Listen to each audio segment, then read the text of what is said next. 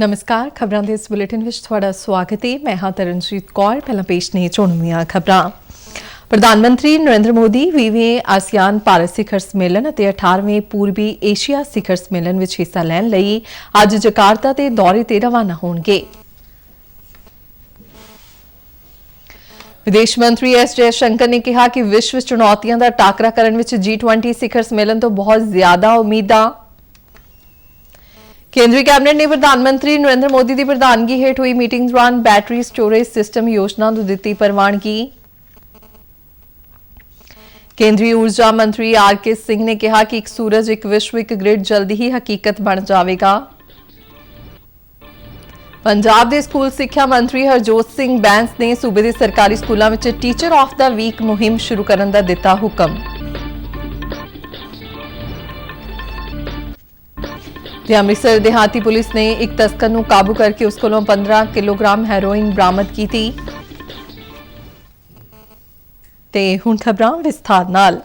प्रधानमंत्री नरेंद्र मोदी 20वें आसियान भारत शिखर सम्मेलन ਅਤੇ 18वें पूर्वी एशिया शिखर सम्मेलन ਵਿੱਚ ਹਿੱਸਾ ਲੈਣ ਲਈ ਅੱਜ ਇੰਡੋਨੇਸ਼ੀਆ ਦੀ ਰਾਜਧਾਨੀ ਜਕਾਰਤਾ ਦੇ ਦੌਰੇ ਤੇ ਰਵਾਨਾ ਹੋਣਗੇ।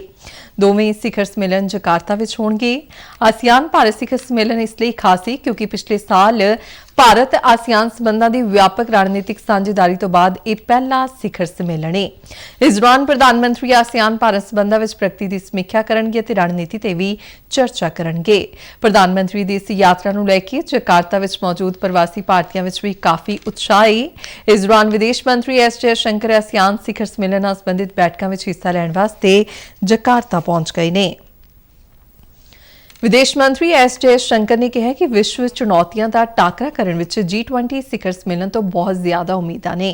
उन्होंने कौमांतरी जगत के भारतीय प्रति रवैये विच आए बदलाव का सिहरा प्रधानमंत्री नरेंद्र मोदी नूं देंदे हुए कहा कि इस नाल देश नूं कूटनीतिक खेत्र विच वाजिब स्थान मिलिया है।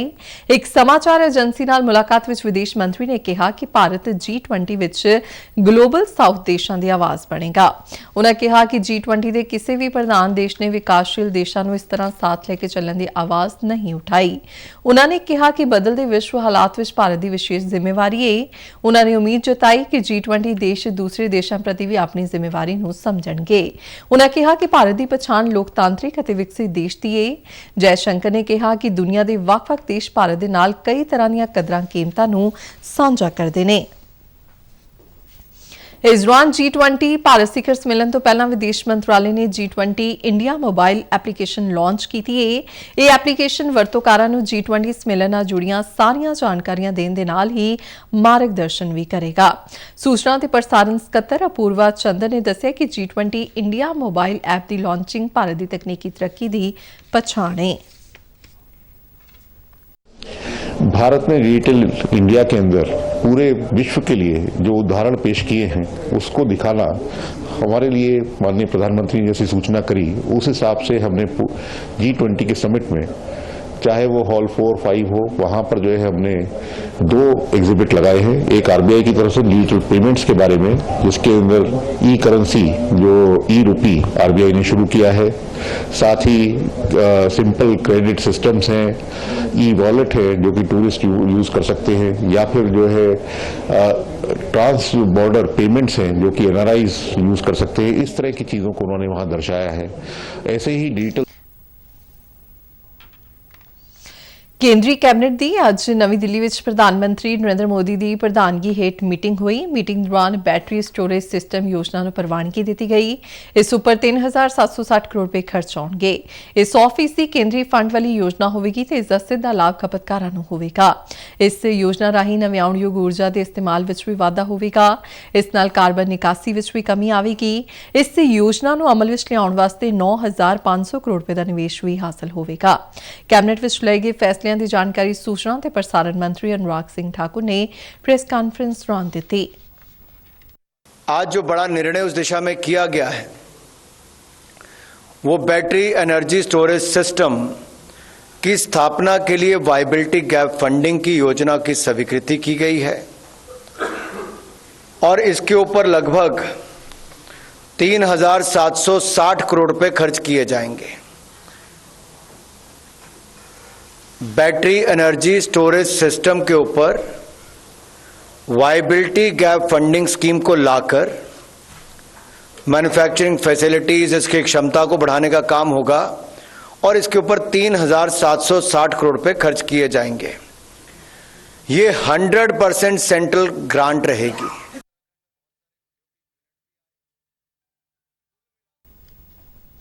अनुराग सिंह ठाकुर ने दस्सिया कि हिमाचल प्रदेश ਅਤੇ उत्तराखंड ਵਿੱਚ 2017 ਵਿੱਚ ਸਨਅਤੀ ਵਿਕਾਸ ਸਕੀਮ ਲਾਗੂ ਕੀਤੀ ਗਈ, ਜਿਸ ਮਗਰੋਂ ਦੋਵਾਂ ਰਾਜਾਂ ਵਿੱਚ ਸਨਅਤ ਦਾ ਵਿਕਾਸ ਹੋਇਆ।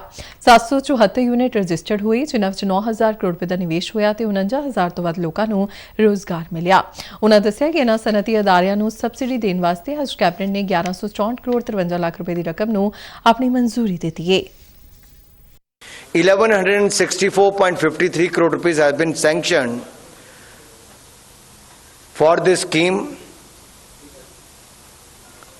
अब इसमें 1153 करोड़ जाएगा जो इंडस्ट्री वालों का बनता है उसको, और 11.53 करोड़ जाएगा जो हमारा एडमिनिस्ट्रेटिव खर्चे उसके रूप में। ये दो तो मैं दोनों पहाड़ी राज्यों की ओर से माननीय प्रधानमंत्री जी का आभार भी प्रकट करता हूं कि जो इंडस्ट्रियल यूनिट्स ने वहां पर रोजगार के अवसर दिए, आपने उनको जो कहा था वो उनको सब्सिडी के रूप में उपलब्ध भी करवाया है। ਕੇਂਦਰੀ ਊਰਜਾ ਮੰਤਰੀ ਆਰ.ਕੇ. ਸਿੰਘ ਨੇ ਕਿਹਾ ਹੈ ਕਿ ਇੱਕ ਸੂਰਜ, ਇੱਕ ਵਿਸ਼ਵ, ਇੱਕ ਗ੍ਰਿਡ ਜਲਦੀ ਹੀ ਹਕੀਕਤ ਬਣ ਜਾਵੇਗਾ। ਉਨ੍ਹਾਂ ਨੇ ਕਿਹਾ ਕਿ ਇਸ ਪਹਿਲ ਵਿੱਚ ਅਨੇਕ ਦੇਸ਼ਾਂ ਨੇ ਸ਼ਾਮਲ ਹੋਣ ਦੀ ਇੱਛਾ ਪ੍ਰਗਟ ਕੀਤੀ ਹੈ।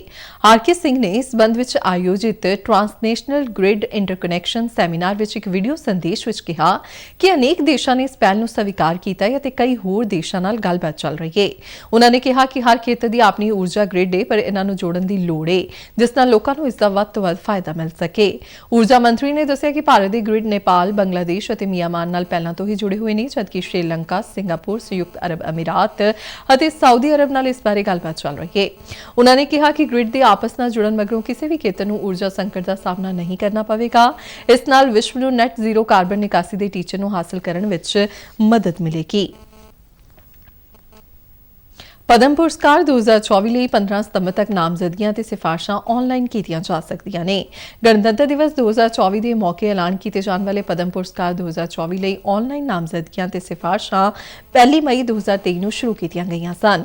ਇਹਨਾਂ ਦੀ ਆਖਰੀ ਤਰੀਕ 15 ਸਤੰਬਰ ਹੈ। ਪਦਮ ਪੁਰਸਕਾਰ ਯਾਨੀ ਪਦਮ ਵਿਭੂਸ਼ਣ, ਪਦਮ ਭੂਸ਼ਣ ਅਤੇ ਪਦਮ ਸ਼੍ਰੀ ਦੇਸ਼ ਦੇ ਸਰਵਉੱਚ ਨਾਗਰਿਕ ਪੁਰਸਕਾਰਾਂ ਵਿੱਚੋਂ ਇੱਕ ਹੈ। ਇਸ ਦੀ ਸਥਾਪਨਾ 1955 ਨੂੰ ਕੀਤੀ ਗਈ ਸੀ। ਇਹ ਪੁਰਸਕਾਰ ਵਿਸ਼ੇਸ਼ ਕਾਰਜਾਂ ਨੂੰ ਮਾਨਤਾ ਦਿੰਦੇ ਨੇ। ਇਹ ਪੁਰਸਕਾਰ ਕਲਾ, ਸਾਹਿਤ ਅਤੇ ਸਿੱਖਿਆ, ਖੇਡਾਂ, ਚਿਕਿਤਸਾ, ਸਮਾਜਿਕ ਕਾਰਜ, ਵਿਗਿਆਨ ਅਤੇ ਇੰਜੀਨੀਅਰਿੰਗ, ਜਨਤਕ ਮਾਮਲੇ, ਨਾਗਰਿਕ ਸੇਵਾ, ਵਪਾਰ ਅਤੇ ਸਨਅਤ ਆਦਿ ਵਰਗੇ ਸਾਰੇ ਖੇਤਰਾਂ ਵਿੱਚ ਵਧੀਆ ਤੇ ਬਹੁਤ ਵਧੀਆ ਤੇ ਅਸਾਧਾਰਨ ਉਪਲਬਧੀਆਂ ਸੇਵਾ ਲਈ ਪ੍ਰਦਾਨ ਕੀਤੇ ਜਾਂਦੇ ਨੇ। ਪਦਮ ਪੁਰਸਕਾਰਾਂ ਲਈ ਨਾਮਜ਼ਦਗੀਆਂ ਸਿਫਾਰਸ਼ਾਂ ਰਾਸ਼ਟਰੀ ਪੁਰਸਕਾਰ ਪੋਰਟਲ award.gov.in ਉੱਪਰ ਆਨਲਾਈਨ ਪ੍ਰਾਪਤ ਕੀਤੀਆਂ ਜਾਣਗੀਆਂ। ਭਾਰਤੀ ਜਨਤਾ ਪਾਰਟੀ ਦੇ ਕੌਮੀ ਜਨਰਲ ਸਕੱਤਰ ਤਰੁਣ ਚੁੱਘ ਨੇ ਅੱਜ ਨਵੀਂ ਦਿੱਲੀ ਵਿੱਚ ਮੇਰੀ ਮਾਟੀ ਮੇਰਾ ਦੇਸ਼ ਅਭਿਆਨ ਤਹਿਤ ਵੱਖ-ਵੱਖ ਇਲਾਕਿਆਂ ਵਿੱਚ ਘਰਾਂ ਤੋਂ ਮਿੱਟੀ ਇਕੱਠੀ ਕੀਤੀ। ਉਨ੍ਹਾਂ ਨੇ ਦੇਸ਼ ਦੀ ਰਾਖੀ ਲਈ ਜਾਨ ਵਾਰਨ ਵਾਲੇ ਸ਼ਹੀਦ ਸ਼ਿਆਮ ਵੀਰ ਸਿੰਘ ਦੇ ਘਰ ਜਾ ਕੇ ਉਨ੍ਹਾਂ ਨੂੰ ਸ਼ਰਧਾਂਜਲੀ ਭੇਂਟ ਕੀਤੀ ਅਤੇ ਅੰਮ੍ਰਿਤ ਕਲਸ਼ ਵਿੱਚ ਉਨ੍ਹਾਂ ਦੇ ਘਰ ਦੀ ਮਿੱਟੀ ਪ੍ਰਾਪਤ ਕੀਤੀ। ਉਨ੍ਹਾਂ ਨੇ ਇਸ ਮੌਕੇ ਪੰਜ ਪ੍ਰਣ ਦੀ ਸਹੁੰ ਵੀ ਚੁਕਾਈ।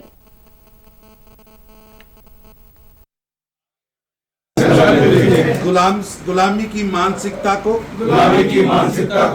खत्म करना है। भारत की विरासत पर हमें गर्व करना है। एकता और एकजुटता की ताकत को बढ़ाना है। राष्ट्र का ਇਸ ਮੌਕੇ ਸ਼ਹੀਦਾਂ ਨੂੰ ਨਮਨ ਕਰਦਿਆਂ ਉਨ੍ਹਾਂ ਕਿਹਾ ਕਿ ਸ਼ਹੀਦਾਂ ਦੇ ਘਰਾਂ ਦੀ ਮਿੱਟੀ ਇਕੱਠੀ ਕਰਕੇ ਉਨ੍ਹਾਂ ਨੂੰ ਬਹੁਤ ਮਾਣ ਮਹਿਸੂਸ ਹੋ ਰਿਹਾ ਹੈ। महापुरुषों को सम्मान देता हुआ अपनी संस्कृति सभ्यता को सामने रख के आगे बढ़ता हुआ भारत का नागरिक इस ओर आगे बढ़ेगा। और निश्चित रूप से आज शामिल जी के परिवार को नमन करके यहाँ की मिट्टी हम लेके जा रहे हैं। और ये परिवार पिछले 3 दशकों से 3 पीढ़ियों से देश को अपने घर के बेटे सैनिक के रूप में दे रहे हैं। और ये एक बहुत बड़ी बात है। इनके घर पे ये मिट्टी लेकर हम सब लोग अपने आप को गौरव महसूस कर रहे हैं।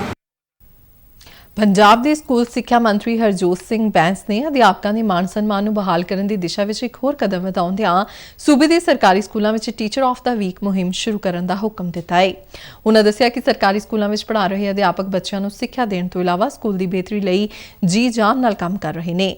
ਹਰਜੋਤ ਬੈਂਸ ਨੇ ਕਿਹਾ ਕਿ ਅਧਿਆਪਕਾਂ ਨੂੰ ਸਨਮਾਨਿਤ ਕੀਤਾ ਜਾਵੇਗਾ ਅਤੇ ਇਹ ਅਵਾਰਡ ਪ੍ਰਾਇਮਰੀ, ਮਿਡਲ ਅਤੇ ਸੀਨੀਅਰ ਸੈਕੰਡਰੀ ਸਕੂਲ ਵਿੱਚ ਬੀਤੇ ਹਫ਼ਤੇ ਦੀ ਕਾਰਗੁਜ਼ਾਰੀ ਦੇ ਆਧਾਰ ਤੇ ਅਧਿਆਪਕਾਂ ਨੂੰ ਦਿੱਤਾ ਜਾਵੇਗਾ। ਪੰਜਾਬ ਦੇ ਸਾਇੰਸ ਟੈਕਨੋਲੋਜੀ ਅਤੇ ਵਾਤਾਵਰਣ ਵਿਭਾਗ ਵੱਲੋਂ ਪੰਜਾਬ ਬਾਇਓਟੈਕਨੋਲੋਜੀ ਇਨਕਿਊਬੇਟਰ ਪਾਣੀ ਦੀ ਵਾਇਰੋਲੋਜੀਕਲ ਟੈਸਟਿੰਗ ਦੀ ਸ਼ੁਰੂਆਤ ਕੀਤੀ ਗਈ ਹੈ। ਸਾਇੰਸ ਟੈਕਨੋਲੋਜੀ ਅਤੇ ਵਾਤਾਵਰਣ ਮੰਤਰੀ ਗੁਰਮੀਤ ਸਿੰਘ ਮੀਥੇਰ ਨੇ ਚੰਡੀਗੜ੍ਹ ਤੋਂ ਜਾਰੀ ਇੱਕ ਬਿਆਨ ਵਿੱਚ ਜਾਣਕਾਰੀ ਦਿੰਦਿਆਂ ਕਿਹਾ ਕਿ ਬਾਰਿਸ਼ਾਂ ਦੇ ਮੌਸਮ ਵਿੱਚ ਪਾਣੀ ਤੋਂ ਹੋਣ ਵਾਲੀਆਂ ਬਿਮਾਰੀਆਂ ਜਿਵੇਂ ਕਿ ਹੈਜ਼ਾ, ਟਾਈਫਾਇਡ, ਹੈਪੇਟਾਈਟਸ ਏ ਅਤੇ ਈ ਅਤੇ ਦਸਤ ਵਰਗੀਆਂ ਬਿਮਾਰੀਆਂ ਆਮ ਤੌਰ ਤੇ ਸਾਹਮਣੇ ਆਉਂਦੀਆਂ ਨੇ। ਪਿਛਲੇ ਕੁਝ ਸਾਲਾਂ ਤੋਂ ਪੰਜਾਬ ਵਿੱਚ ਹੈਪੇਟਾਈਟਸ ਏ ਅਤੇ ਈ ਵਰਗੇ ਵਾਇਰਲ ਜਰਾਸੀਮ ਕਾਰਨ ਪਾਣੀ ਤੋਂ ਪੈਦਾ ਹੋਣ ਵਾਲੀਆਂ ਬਿਮਾਰੀਆਂ ਵਿੱਚ ਵਾਧਾ ਹੋਇਆ ਹੈ। ਉਨ੍ਹਾਂ ਕਿਹਾ ਕਿ ਹੈਪੇਟਾਈਟਸ ਏ 5 ਸਾਲ ਤੋਂ ਘੱਟ ਉਮਰ ਦੇ ਬੱਚਿਆਂ ਵਿੱਚ ਗੰਭੀਰ ਹੈਪੇਟਾਈਟਸ ਦਾ ਸਭ ਤੋਂ ਆਮ ਕਾਰਨ ਹੈ ਅਤੇ ਹੈਪੇਟਾਈਟਸ ਈ ਗਰਭਵਤੀ ਔਰਤਾਂ ਵਿੱਚ ਉੱਚ ਮੌਤ ਦਰ ਦਾ ਕਾਰਨ ਬਣਦਾ ਹੈ। ਮੀਥੇਰ ਨੇ ਦੱਸਿਆ ਕਿ ਸਾਹਿਬਜ਼ਾਦਾ ਅਜੀਤ ਸਿੰਘ ਨਗਰ, ਰੋਪੜ, ਲੁਧਿਆਣਾ ਤੇ ਸ੍ਰੀ ਮੁਕਤਸਰ ਸਾਹਿਬ ਤੋਂ ਪੀਣ ਵਾਲੇ ਪਾਣੀ ਦੇ 200 ਨਮੂਨਿਆਂ ਤੇ ਕੀਤੇ ਗਏ ਅਧਿਐਨ ਤੋਂ ਪਤਾ ਲੱਗਦਾ ਹੈ ਕਿ ਟੈਸਟ ਕੀਤੇ ਗਏ 10% ਨਮੂਨਿਆਂ ਵਿੱਚ MS2 ਫੇਜ਼ ਦੀ ਮੌਜੂਦਗੀ ਪਾਈ ਗਈ ਹੈ, ਜਿਸ ਦੀ ਮੌਜੂਦਗੀ ਵਾਇਰੋਲੋਜੀਕਲ ਕੰਟੈਮੀਨੇਸ਼ਨ ਦਾ ਸੂਚਕ ਮੰਨਿਆ ਜਾਂਦਾ ਹੈ। ਜ਼ਿਕਰਯੋਗ ਹੈ ਕਿ PBTI ਪੰਜਾਬ ਦੀ ਪਹਿਲੀ ਮਾਨਤਾ ਪ੍ਰਾਪਤ ਸਹੂਲਤ ਹੈ ਜਿਸ ਨੇ ਪੀਣ ਵਾਲੇ ਪਾਣੀ ਵਿੱਚ ਵਾਇਰਸ ਸਕਰੀਨਿੰਗ MS2 ਲਈ ਸੇਵਾਵਾਂ ਦੇਣੀਆਂ ਸ਼ੁਰੂ ਕੀਤੀਆਂ ਨੇ। ਆਉਂਦੇ ਸ਼ਨੀਵਾਰ 9 ਸਤੰਬਰ ਨੂੰ ਪੰਜਾਬ ਵਿੱਚ ਵੱਖ-ਵੱਖ ਜ਼ਿਲ੍ਹਿਆਂ ਵਿੱਚ ਨੈਸ਼ਨਲ ਲੋਕ ਅਦਾਲਤ ਦਾ ਆਯੋਜਨ ਕੀਤਾ ਜਾ ਰਿਹਾ ਹੈ। ਇਸ ਦਾ ਮੰਤਵ ਲੋਕਾਂ ਨੂੰ ਫੌਰੀ ਤੇ ਸਸਤਾ ਨਿਆਂ ਪ੍ਰਦਾਨ ਕਰਨਾ ਹੈ। ਇਨ੍ਹਾਂ ਲੋਕ ਅਦਾਲਤਾਂ ਵਿੱਚ ਮਾਮਲਿਆਂ ਨੂੰ ਆਪਸੀ ਸਹਿਮਤੀ ਨਾਲ ਹੱਲ ਕੀਤਾ ਜਾਂਦਾ ਹੈ। ਇਸ ਸੰਬੰਧੀ ਜ਼ਿਲ੍ਹਾ ਤੇ ਸੈਸ਼ਨ ਜੱਜ ਤੇ ਚੇਅਰਮੈਨ ਜ਼ਿਲ੍ਹਾ ਕਾਨੂੰਨੀ ਸੇਵਾਵਾਂ ਅਥਾਰਟੀ ਫਰੀਦਕੋਟ ਦੀ ਜਸਟਿਸ ਨਵਜੋਤ ਕੌਰ ਨੇ ਲੋਕਾਂ ਨੂੰ ਅਪੀਲ ਕੀਤੀ ਕਿ ਉਹ ਆਪਣੇ ਮੁਕੱਦਮੇ ਲੋਕ ਅਦਾਲਤ ਵਿੱਚ ਰੱਖਣ। ਇਸ ਲੋਕ ਅਦਾਲਤ ਦੇ ਵਿੱਚ ਮੈਂ ਸਾਰਿਆਂ ਨੂੰ ਦੱਸਣਾ ਚਾਹੁੰਦੀ ਹਾਂ ਕਿ ਕਿਸ ਤਰੀਕੇ ਦੇ ਕੇਸਿਸ ਟੇਕਅਪ ਕੀਤੇ ਜਾਣਗੇ, ਜੋ ਕਿ ਦੀਵਾਨੀ ਕੇਸ, ਰਾਜ਼ੀਨਾਮਾ ਹੋਣ ਯੋਗ ਫੌਜਦਾਰੀ ਕੇਸ, ਪਰਿਵਾਰਕ ਝਗੜੇ, 138 ਨੈਗੋਸ਼ੀਏਬਲ ਇੰਸਟਰੂਮੈਂਟਸ ਐਕਟ ਜਿਨ੍ਹਾਂ ਨੂੰ ਕਿ ਚੈੱਕ ਬਾਉਂਸਿੰਗ ਕੇਸਿਸ ਵੀ ਕਿਹਾ ਜਾਂਦਾ ਹੈ, ਹੋਰ ਛੋਟੇ-ਮੋਟੇ ਜੁਰਮ, ਟ੍ਰੈਫਿਕ ਚਲਾਨ ਆਦਿ ਤਰ੍ਹਾਂ ਦੇ ਕੇਸਿਸ ਨੈਸ਼ਨਲ ਲੋਕ ਅਦਾਲਤ ਵਿੱਚ ਟੇਕਅਪ ਕੀਤੇ ਜਾਣਗੇ। ਪੰਜਾਬ ਵਿੱਚ ਪਰਾਲੀ ਦੇ ਯੋਗ ਨਿਪਟਾਰੇ ਲਈ ਸਰਫੇਸ ਸੀਡਰ ਤੇ ਸਬਸਿਡੀ ਹਾਸਲ ਕਰਨ ਲਈ ਕਿਸਾਨ 10 ਸਤੰਬਰ ਤੱਕ ਆਨਲਾਈਨ ਬਿਨੈ ਪੱਤਰ ਦਾਖਲ ਕਰ ਸਕਦੇ ਨੇ। ਪੰਜਾਬ ਸਰਕਾਰ ਵੱਲੋਂ ਕਿਸਾਨਾਂ ਨੂੰ ਫਸਲਾਂ ਦੀ ਰਹਿੰਦ ਖੂੰਹਦ ਨੂੰ ਸਾੜਨ ਦੀ ਬਜਾਏ ਇਸ ਦੇ ਯੋਗ ਪ੍ਰਬੰਧਨ ਲਈ ਸੁਚੱਜੀ ਵਿਧੀ ਅਪਣਾਉਣ ਲਈ ਪ੍ਰੇਰਿਤ ਕਰਨ ਵਾਸਤੇ ਕਿਸਾਨਾਂ ਨੂੰ ਰਿਆਇਤੀ ਦਰਾਂ ਤੇ ਸਰਫੇਸ ਸੀਡਰ ਮਸ਼ੀਨਾਂ ਮੁਹੱਈਆ ਕਰਵਾਈਆਂ ਜਾ ਰਹੀਆਂ ਨੇ। ਪੰਜਾਬ ਖੇਤੀਬਾੜੀ ਵਿਭਾਗ ਵੱਲੋਂ ਵਿਅਕਤੀਗਤ ਕਿਸਾਨਾਂ ਨੂੰ 40,000 ਰੁਪਏ ਦੀ ਸਬਸਿਡੀ ਦਿੱਤੀ ਜਾ ਰਹੀ ਹੈ, ਜਦਕਿ customer hiring centre surface seeder ਦੀ ਖਰੀਦ ਤੇ 64,000 ਰੁਪਏ ਦੀ ਸਬਸਿਡੀ ਹਾਸਲ ਕਰ ਸਕਦੇ ਨੇ। ਇਸ ਸੰਬੰਧੀ ਵਧੇਰੇ ਜਾਣਕਾਰੀ ਲਈ ਟੋਲ ਫ੍ਰੀ ਨੰਬਰ 1800-181-1551 ਕਾਲ ਕਰ ਸਕਦੇ ਨੇ ਜਾਂ ਜ਼ਿਲ੍ਹਿਆਂ ਦੇ ਖੇਤੀਬਾੜੀ ਦਫ਼ਤਰ ਨਾਲ ਸੰਪਰਕ ਕਰ ਸਕਦੇ ਨੇ। ਸਕੀਮ ਦਾ ਲਾਭ ਲੈਣ ਲਈ 10 ਸਤੰਬਰ ਸ਼ਾਮ 5 ਵਜੇ ਤੱਕ ਵਿਭਾਗ ਦੀ ਪੋਰਟਲ agrimachinery.pb.com ਤੇ ਆਨਲਾਈਨ ਅਪਲਾਈ ਕਰ ਸਕਦੇ ਨੇ। ਅੰਮ੍ਰਿਤਸਰ ਦੀ ਹਾਤੀ ਪੁਲਿਸ ਨੇ ਇੱਕ ਤਸਕਰ ਨੂੰ ਕਾਬੂ ਕਰਕੇ ਸਰਹੱਦ ਪਾਰੋਂ ਨਸ਼ਾ ਤਸਕਰੀ ਕਰਨ ਵਾਲੇ ਵੱਡੇ ਗਿਰੋਹ ਦਾ ਪਰਦਾਫਾਸ਼ ਕੀਤਾ ਹੈ ਅਤੇ ਉਸ ਕੋਲੋਂ 15 ਕਿਲੋਗ੍ਰਾਮ ਹੈਰੋਇਨ ਬਰਾਮਦ ਕੀਤੀ ਹੈ। ਪੰਜਾਬ ਪੁਲਿਸ ਦੇ ਮੁਖੀ ਗੌਰਵ ਯਾਦਵ ਨੇ ਚੰਡੀਗੜ੍ਹ ਵਿੱਚ ਦੱਸਿਆ ਕਿ ਗ੍ਰਿਫਤਾਰ ਕੀਤੇ ਗਏ ਨਸ਼ਾ ਤਸਕਰ ਦੀ ਪਛਾਣ ਹਰਪ੍ਰੀਤ ਸਿੰਘ ਵਾਸੀ ਚੌਲਾ ਸਾਹਿਬ ਵਜੋਂ ਹੋਈ ਹੈ, ਜੋ ਕਿ ਮੌਜੂਦਾ ਸਮੇਂ ਅੰਮ੍ਰਿਤਸਰ ਦੇ ਨਿਊ ਰਣਜੀਤਪੁਰਾ ਵਿਖੇ ਰਹਿ ਰਿਹਾ ਹੈ। ਹੈਰੋਇਨ ਦੀ ਬਰਾਮਦਗੀ ਤੋਂ ਇਲਾਵਾ ਪੁਲਿਸ ਟੀਮਾਂ ਨੇ ਇੱਕ ਚਿੱਟੇ ਰੰਗ ਦੀ ਹੁੰਡਈ ਗ੍ਰੈਂਡ i10 ਕਾਰ ਵੀ ਜ਼ਬਤ ਕੀਤੀ ਹੈ, ਜੋ ਹਰਪ੍ਰੀਤ ਸਿੰਘ ਤਸਕਰੀ ਲਈ ਵਰਤ ਰਿਹਾ ਸੀ। DIG border range Amritsar Narinder Bhargav ਨੇ ਦੱਸਿਆ ਕਿ ਮੁੱਢਲੀ ਜਾਂਚ ਤੋਂ ਪਤਾ ਲੱਗਾ ਹੈ ਕਿ ਹੈਰੋਇਨ ਦੀ ਖੇਪ ਨਸ਼ਾ ਤਸਕਰ ਹੈਪੀ ਜੱਟ ਦੀ ਸੀ ਤੇ ਗ੍ਰਿਫਤਾਰ ਕੀਤਾ ਗਿਆ ਮੁਲਜ਼ਮ ਹਰਪ੍ਰੀਤ ਸਿੰਘ ਉਸ ਦੇ ਨਿਰਦੇਸ਼ਾਂ ਤੇ ਖੇਪ ਪਹੁੰਚਾਉਣ ਜਾ ਰਿਹਾ ਸੀ। ਪੰਜਾਬ ਯੂਥ ਕਾਂਗਰਸ ਦੇ ਨਵੇਂ ਬਣੇ ਪ੍ਰਧਾਨ ਮੋਹਿਤ ਮਹਿੰਦਰਾ ਅੱਜ ਦਰਬਾਰ ਸਾਹਿਬ ਵਿਖੇ ਨਤਮਸਤਕ ਹੋਏ। ਮਗਰੋਂ ਪੱਤਰਕਾਰਾਂ ਨਾਲ ਗੱਲਬਾਤ ਕਰਦਿਆਂ ਮੋਹਿਤ ਮਹਿੰਦਰਾ ਨੇ ਕਿਹਾ ਕਿ ਉਹਨਾਂ ਨੇ ਅਮਨ ਅਤੇ ਖੁਸ਼ਹਾਲੀ ਲਈ ਅਰਦਾਸ ਕੀਤੀ ਹੈ ਅਤੇ ਉਹ ਪੰਜਾਬ ਦੇ ਨੌਜਵਾਨਾਂ ਦੀ ਭਲਾਈ ਲਈ ਕੰਮ ਕਰਨਗੇ। ਅਮਰ ਸ਼ਹੀਦ ਲਾਲਾ ਜਗਤ ਨਾਰਾਇਣ ਦੀ 42ਵੀਂ ਬਰਸੀ ਦੇ ਸਬੰਧ ਵਿੱਚ ਅੱਜ ਇੰਦਰ ਕੁਮਾਰ ਗੁਜਰਾਲ ਪੰਜਾਬ ਟੈਕਨੀਕਲ ਯੂਨੀਵਰਸਿਟੀ ਵਿੱਚ ਖੂਨਦਾਨ ਕੈਂਪ ਲਗਾਇਆ ਗਿਆ। ਕਪੂਰਥਲਾ ਦੇ deputy commissioner captain Karnail Singh ਨੇ ਖੂਨਦਾਨ ਕੈਂਪ ਦਾ ਉਦਘਾਟਨ ਕੀਤਾ। ਕੈਂਪ ਦੌਰਾਨ 52 ਯੂਨਿਟ ਖੂਨ ਇਕੱਠਾ ਕੀਤਾ ਗਿਆ। ਖੂਨ ਦੇਣ ਵਾਲਿਆਂ ਨੂੰ ਮੈਡਲ ਤੇ ਸਰਟੀਫਿਕੇਟ ਵੀ ਦਿੱਤੇ ਗਏ। ਇਸ ਮੌਕੇ ਹੋਰਨਾਂ ਤੋਂ ਇਲਾਵਾ ਪੰਜਾਬ ਟੈਕਨੀਕਲ ਯੂਨੀਵਰਸਿਟੀ ਦੇ ਉਪ ਕੁਲਪਤੀ ਡਾਕਟਰ ਸੁਸ਼ੀਲ ਮਿੱਤਲ ਅਤੇ ਰਜਿਸਟਰਾਰ SK ਮਿਸ਼ਰਾ ਵੀ ਮੌਜੂਦ ਸਨ। ਭਗਵਾਨ ਸ਼੍ਰੀ ਕ੍ਰਿਸ਼ਨ ਦੇ ਜਨਮ ਉਤਸਵ ਦੇ ਸੰਬੰਧ ਵਿੱਚ ਮਨਾਇਆ ਜਾਂਦਾ ਤਿਉਹਾਰ ਜਨਮ ਅਸ਼ਟਮੀ ਦੇਸ਼ ਦੇ ਕੁਝ ਹਿੱਸਿਆਂ ਵਿੱਚ ਅੱਜ ਮਨਾਇਆ ਜਾ ਰਿਹਾ ਹੈ। ਕੁਝ ਹਿੱਸਿਆਂ ਵਿੱਚ ਕੱਲ੍ਹ ਜਨਮ ਅਸ਼ਟਮੀ ਮਨਾਈ ਜਾਵੇਗੀ। ਇਸ ਦਿਨ ਲੋਕ ਵਰਤ ਰੱਖਦੇ ਨੇ, ਪ੍ਰਾਰਥਨਾ ਕਰਦੇ ਨੇ ਅਤੇ ਮੰਦਿਰਾਂ ਨੂੰ ਰੌਸ਼ਨੀ ਤੇ ਫੁੱਲਾਂ ਨਾਲ ਸਜਾਉਂਦੇ ਨੇ। ਖਬਰਾਂ ਦੇ ਬੁਲੇਟਿਨ ਸਾਡੇ ਦਰਸ਼ਕ RNU DDK ਜਲੰਧਰ ਦੇ YouTube ਚੈਨਲ, Facebook ਪੇਜ ਅਤੇ Twitter ਹੈਂਡਲ ਤੇ ਵੀ ਵੇਖ ਸਕਦੇ ਨੇ। ਤੇ ਬੁਲੇਟਿਨ ਦੇ ਅਖੀਰ ਵਿੱਚ ਚੁਣਵੀਆਂ ਖਬਰਾਂ ਇੱਕ ਵਾਰ ਫਿਰ ਤੋਂ। ਪ੍ਰਧਾਨ ਮੰਤਰੀ ਨਰਿੰਦਰ ਮੋਦੀ 20ਵੇਂ ਆਸੀਆਨ ਭਾਰਤ ਸਿਖਰ ਸੰਮੇਲਨ ਅਤੇ 18ਵੇਂ ਪੂਰਬੀ ਏਸ਼ੀਆ ਸਿਖਰ ਸੰਮੇਲਨ ਵਿੱਚ ਹਿੱਸਾ ਲੈਣ ਲਈ ਅੱਜ ਜਕਾਰਤਾ ਦੇ ਦੌਰੇ ਤੇ ਰਵਾਨਾ ਹੋਣਗੇ। ਵਿਦੇਸ਼ ਮੰਤਰੀ S ਜੈਸ਼ੰਕਰ ਨੇ ਕਿਹਾ ਕਿ ਵਿਸ਼ਵ ਚੁਣੌਤੀਆਂ ਦਾ ਟਾਕਰਾ ਕਰਨ ਵਿੱਚ G20 ਸਿਖਰ ਸੰਮੇਲਨ ਤੋਂ ਬਹੁਤ ਜ਼ਿਆਦਾ ਉਮੀਦਾਂ। ਕੇਂਦਰੀ ਕੈਬਨਿਟ ਨੇ ਪ੍ਰਧਾਨ ਮੰਤਰੀ ਨਰਿੰਦਰ ਮੋਦੀ ਦੀ ਪ੍ਰਧਾਨਗੀ ਹੇਠ ਹੋਈ ਮੀਟਿੰਗ ਦੌਰਾਨ ਬੈਟਰੀ ਸਟੋਰੇਜ ਸਿਸਟਮ ਯੋਜਨਾ ਨੂੰ ਦਿੱਤੀ ਪ੍ਰਵਾਨਗੀ। ਕੇਂਦਰੀ ਊਰਜਾ ਮੰਤਰੀ R.K. ਸਿੰਘ ਨੇ ਕਿਹਾ ਕਿ ਇੱਕ ਸੂਰਜ ਇੱਕ ਵਿਸ਼ਵ ਇੱਕ ਗ੍ਰਿਡ ਜਲਦੀ ਹੀ ਹਕੀਕਤ ਬਣ ਜਾਵੇਗਾ। ਪੰਜਾਬ ਦੇ ਸਕੂਲ ਸਿੱਖਿਆ ਮੰਤਰੀ ਹਰਜੋਤ ਸਿੰਘ ਬੈਂਸ ਨੇ ਸੂਬੇ ਦੇ ਸਰਕਾਰੀ ਸਕੂਲਾਂ ਵਿੱਚ ਟੀਚਰ ਆਫ ਦਾ ਵੀਕ ਮੁਹਿੰਮ ਸ਼ੁਰੂ ਕਰਨ ਦਾ ਦਿੱਤਾ ਹੁਕਮ। ਤੇ ਅੰਮ੍ਰਿਤਸਰ ਦਿਹਾਤੀ ਪੁਲਿਸ ਨੇ ਇੱਕ ਤਸਕਰ ਨੂੰ ਕਾਬੂ ਕਰਕੇ ਉਸ ਕੋਲੋਂ 15 ਕਿਲੋਗ੍ਰਾਮ ਹੈਰੋਇਨ ਬਰਾਮਦ ਕੀਤੀ। ਤੇ ਇਸ ਨਾਲ ਹੀ ਖਬਰਾਂ ਦਾ ਬੁਲੇਟਿਨ ਖਤਮ ਹੁੰਦਾ ਹੈ। ਇਜਾਜ਼ਤ ਦਿਓ, ਨਮਸਕਾਰ।